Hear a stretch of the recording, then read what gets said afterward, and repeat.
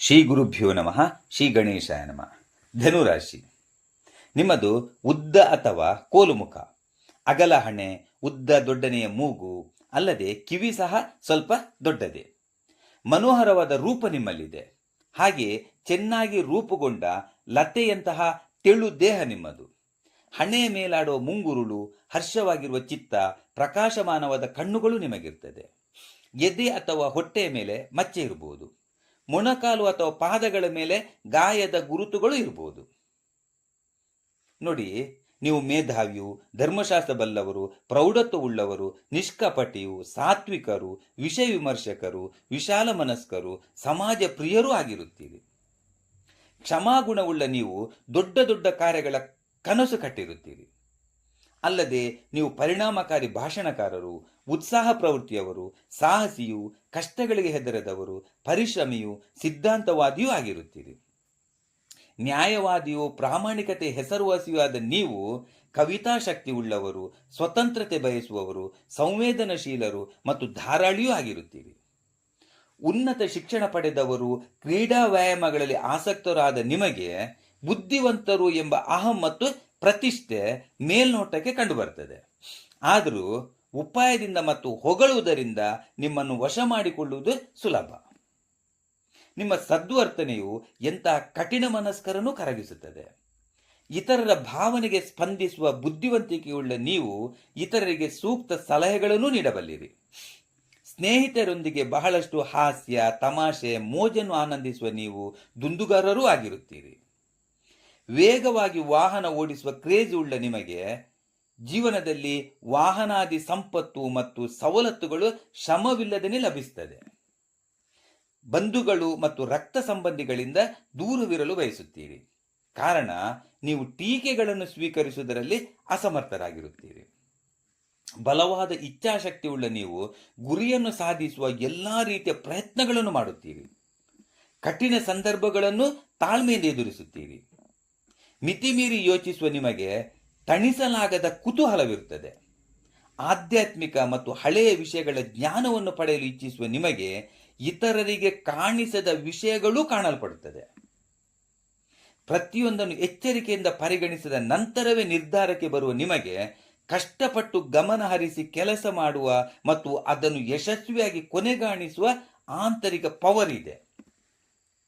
ನೀವು ಬಿಡುವ ಮಾತಿನ ಬಾಣ ಕೆಲವೊಮ್ಮೆ ಇತರರಿಗೆ ತುಂಬ ನೋವುಂಟಾಗಲೂಬಹುದು. ಆದ್ದರಿಂದ ನೇರ ಮತ್ತು ತೀಕ್ಷ್ಣವಾದ ಮಾತು ಆಡಬೇಡಿ. ಹಾಗೆಯೇ ಇತರನ್ನು ತೆಗಳುವುದೂ ಮಾಡಬೇಡಿ. ಮುಖ್ಯವಾಗಿ ಸಂಸಾರದ ಬಗ್ಗೆ ಗಮನ ಕೊಡಿ. ಕುಟುಂಬ ಕಲಹಗಳು, ಸಮಾಜದ ಆಗುಹೋಗುಗಳು ನಿಮ್ಮಲ್ಲಿ ಕೆಲವೊಬ್ಬರಿಗೆ ಮಾನಸಿಕ ಅಶಾಂತಿ ಮತ್ತು ಜೀವನದಲ್ಲಿ ಜಿಗುಪ್ಸೆ ಹೊಂದುವಂತೆ ಮಾಡುವುದೂ ಇದೆ. ಈಗ ಸ್ತ್ರೀಯರು ನೋಡಿ, ನೀವು ಮಾನ ಮರ್ಯಾದೆಗೆ ಜೀವನದಲ್ಲಿ ತುಂಬ ಬೆಲೆ ಕೊಡ್ತೀರಿ. ಫ್ಯಾಷನ್ ಪ್ರಜ್ಞೆಯುಳ್ಳ ನೀವು ಪ್ರೇಮಕ್ಕೆ ಮಹತ್ವ ನೀಡುತ್ತೀರಿ. ಪ್ರೇಮವಿಲ್ಲದ ಜೀವನ ವ್ಯರ್ಥವೆಂದು ಭಾವಿಸುತ್ತೀರಿ. ದೈಹಿಕ ಪ್ರೇಮಕ್ಕಿಂತಲೂ ಆತ್ಮೀಯ ಮತ್ತು ಭಾವನಾತ್ಮಕ ಪ್ರೇಮಕ್ಕೆ ಹಾತೊರೆಯುತ್ತೀರಿ. ನಿಮ್ಮ ಸ್ನೇಹವನ್ನು ಕೆಲವರು ಪ್ರೀತಿಯನ್ನು ಸ್ನೇಹವೆಂತಲೂ ತಪ್ಪಾಗಿ ಅರ್ಥೈಸುತ್ತಾರೆ. ಒಟ್ಟಿನಲ್ಲಿ ನಿಮ್ಮ ಪ್ರೇಮವು ಆದರ್ಶಪೂರಿತ ಮತ್ತು ಸ್ಥಾಯಿಯಾಗಿರುತ್ತದೆ. ಪತಿಗೆ ಏಕನಿಷ್ಠಳಾಗಿರುತ್ತೀರಿ. ಅವಶ್ಯಕತೆ ಬಿದ್ದಾಗ ಅಗತ್ಯ ಮಾರ್ಗದರ್ಶನ ಮತ್ತು ಸಹಕಾರವನ್ನು ಆತನಿಗೆ ನೀಡುತ್ತೀರಿ.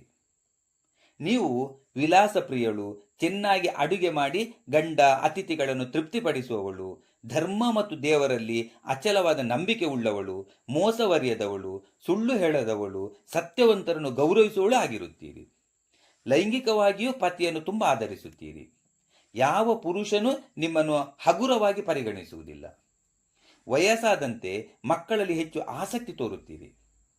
ನಿಮಗೆ ಕೂಡಿ ಬರುವ ಮುಖ್ಯವಾದ ರಾಶಿ ಎಂದರೆ ಸಿಂಹ, ಮೇಷ, ಕುಂಭ ಮತ್ತು ತುಲ.